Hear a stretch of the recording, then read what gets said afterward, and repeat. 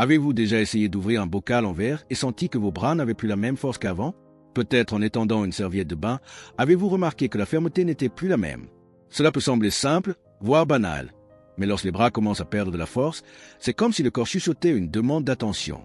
Souvent, ce chuchotement est ignoré parce que nous croyons que ressentir de la faiblesse fait simplement partie du vieillissement, quelque chose que nous devons accepter. Mais accepter n'est pas la même chose qu'abandonner. La perte de force dans les bras n'affecte pas seulement les mouvements. Elle impacte la manière dont vous vous sentez en accomplissant des choses qui semblaient autrefois si naturelles. Atteindre une étagère, tirer une chaise, faire un câlin ferme à un proche. Et le plus inquiétant, c'est que tout cela commence de manière silencieuse, doucement, jusqu'au jour où un geste simple devient un effort, ou pire, une douleur. Quand cela arrive, beaucoup pensent, c'est l'âge, et remettent à plus tard. Mais ce « plus tard » peut coûter cher, car lorsque l'on attend trop longtemps, le corps répond par plus de limitations, plus d'insécurité, plus de peur de tomber, de dépendre des autres. La bonne nouvelle, c'est qu'il existe un chemin sûr et délicat pour retrouver cette force. Un chemin qui respecte votre rythme, vos douleurs, votre histoire. Aujourd'hui, je vais vous montrer 3 mouvements simples que vous pouvez faire chez vous, sans avoir besoin de salle de sport, d'appareils coûteux, ni de précipitation. Des mouvements doux, mais puissants, qui activent vos bras, réveillent votre énergie et rallument cette confiance qui, pour une raison ou une autre, s'était endormie.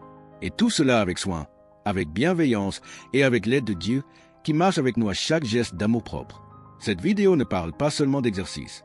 Elle parle de retrouver la présence dans son propre corps, de revenir à la sensation que vous avez de la force, non seulement dans les bras, mais aussi dans l'âme.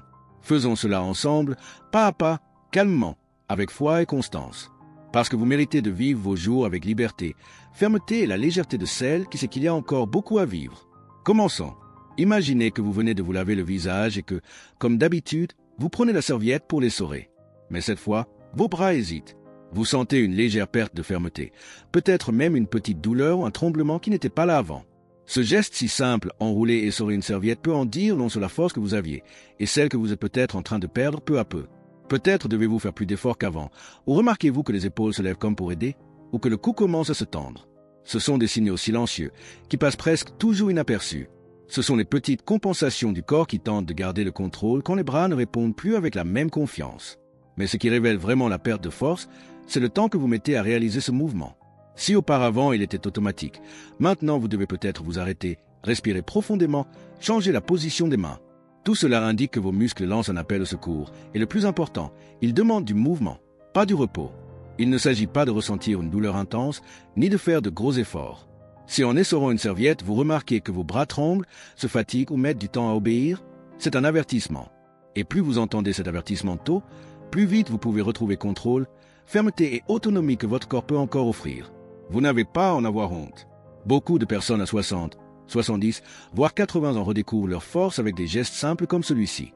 Et ce qui est beau, c'est qu'avec la douleur, avec une prothèse ou des limitations, il existe encore des chemins sûrs et doux pour renforcer les bras, et avec eux, votre liberté. Car au fond, chaque mouvement est une façon de dire « Je suis toujours là, et je veux vivre avec fermeté ». Il existe un piège silencieux dans lequel beaucoup tombent sans s'en rendre compte. Il ne crie pas, ne prévient pas, n'apparaît pas soudainement. Il s'en va peu à peu, en silence, comme quelqu'un qui ne veut pas être remarqué.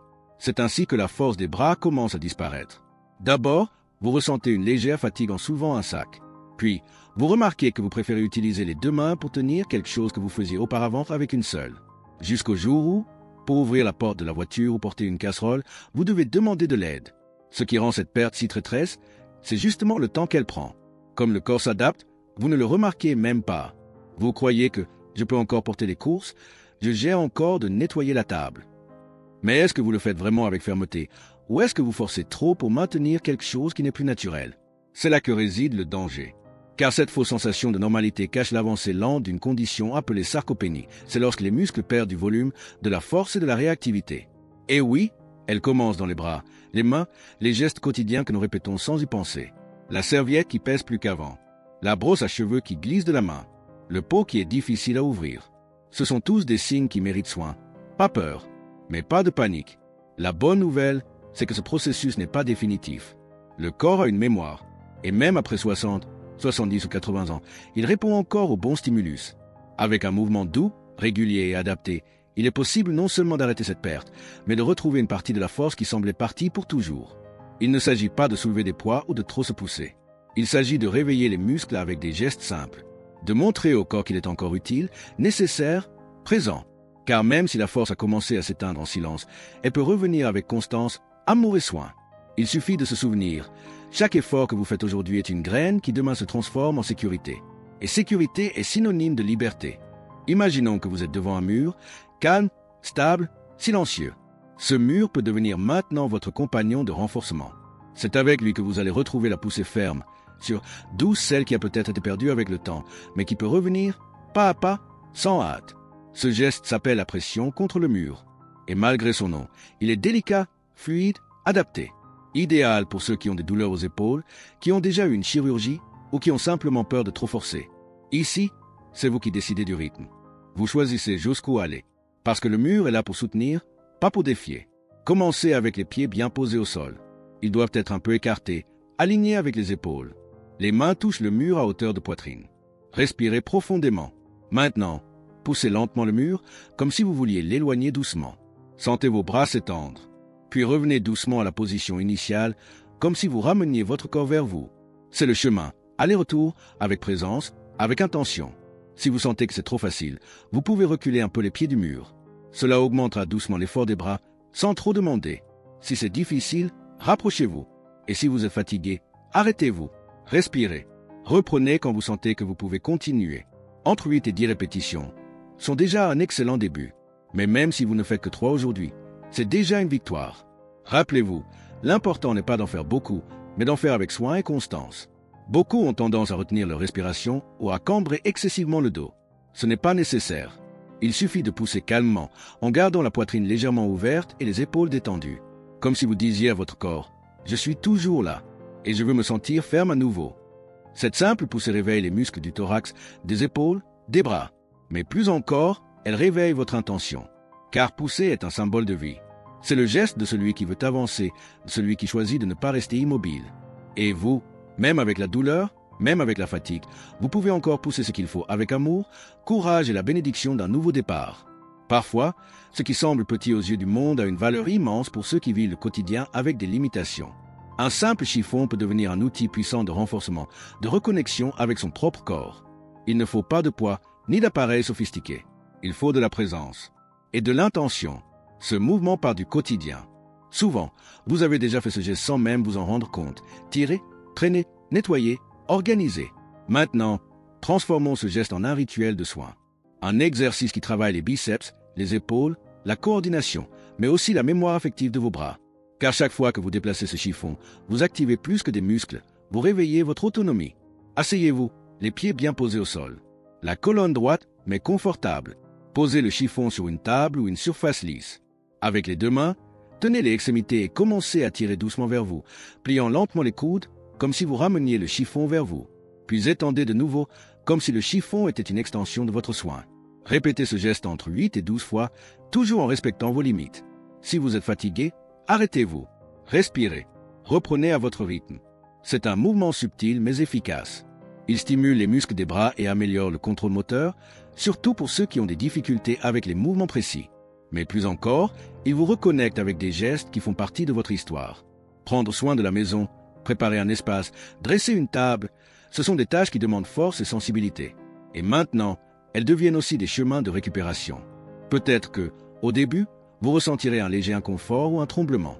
Ce n'est pas un problème. Cela signifie simplement que les muscles se souviennent de ce dont ils sont capables. Et ils vont répondre, lentement, avec constance, avec foi. Car le corps écoute quand on le traite avec douceur.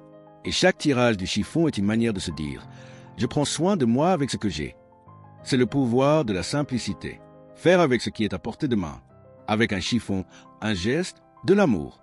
Car souvent, c'est dans la simplicité que réside la force la plus vraie. Et vous pouvez encore la retrouver, un mouvement à la fois. Tous les gestes n'ont pas besoin d'être grandioses pour être puissants. Parfois, une petite bouteille d'eau dans la main peut devenir le centre d'un moment sacré.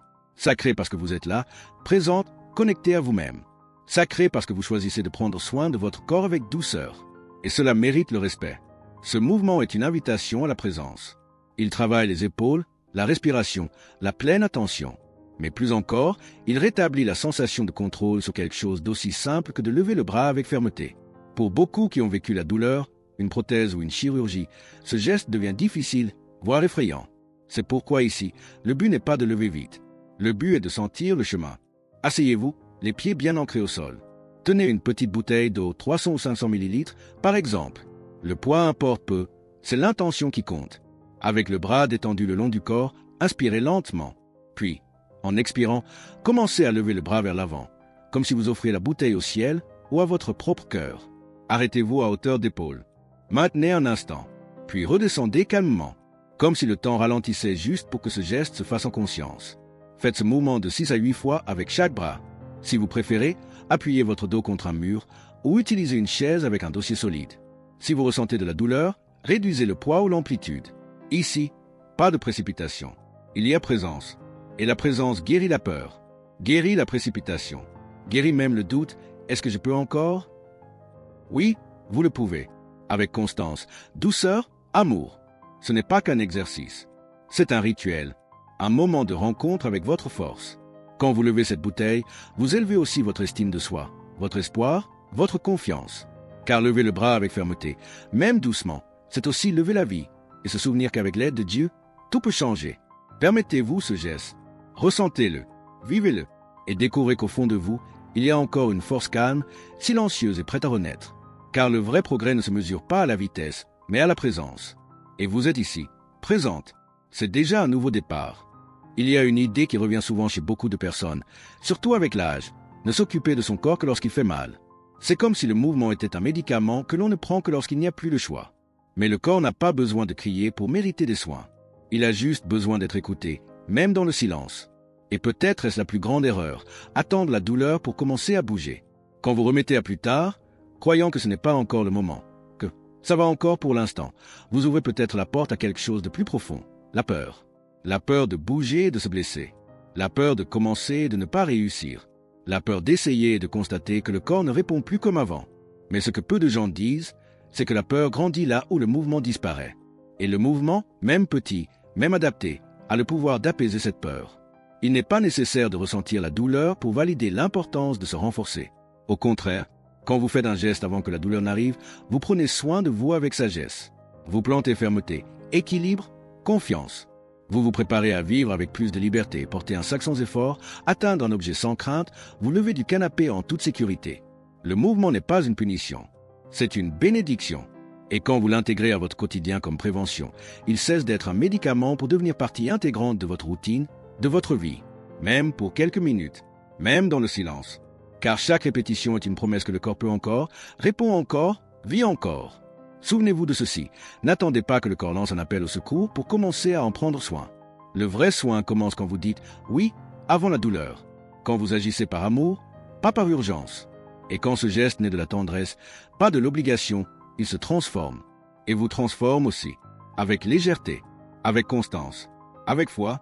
Quand on parle de force, beaucoup pensent seulement aux muscles. Mais la vraie force va au-delà du physique. Elle est aussi dans la manière dont vous vous voyez, dans la confiance avec laquelle vous occupez votre espace, dans la fermeté avec laquelle vous faites face à chaque petit défi du jour. Et, pour cela, retrouver la force des bras, c'est aussi retrouver l'estime de soi. Car c'est dans les détails que le corps dit « je suis encore capable ». Se sentir forte, ce n'est pas soulever de lourds poids. C'est ouvrir un pot sans demander d'aide. C'est prendre la casserole avec assurance. C'est étendre une serviette et sentir que vous maîtrisez le geste. Ce sont ces petites victoires qui, jour après jour, construisent l'image que vous avez de vous-même. Et quand cette image est celle d'une personne ferme, active, présente, l'estime de soi fleurit, comme une racine qui soutient le tronc de la vie. Certains pensent qu'après 60 ans, la force ne peut que diminuer. Mais ce n'est pas vrai. La force peut revenir. Elle peut être cultivée avec des gestes doux, des mouvements faits à votre rythme, avec des exercices qui respectent vos douleurs et votre histoire. Et chaque fois que vous vous levez d'une chaise sans appui, ou que vous levez les bras avec plus de fermeté, vous vous dites « Je peux, je suis là, je peux encore ». Il n'y a pas de plus grande beauté que de voir quelqu'un se reconnecter avec son propre corps, avec ses propres gestes, avec sa présence. Et cela ne demande pas la perfection. Cela demande seulement du soin. Car le corps, quand il est aimé, répond avec gratitude. Et ces gratitudes se transforment en estime de soi. Pas celle qui se voit dans le miroir, mais celle qui se ressent dans l'âme. Cliquez sur la vidéo qu'il vous recommande maintenant.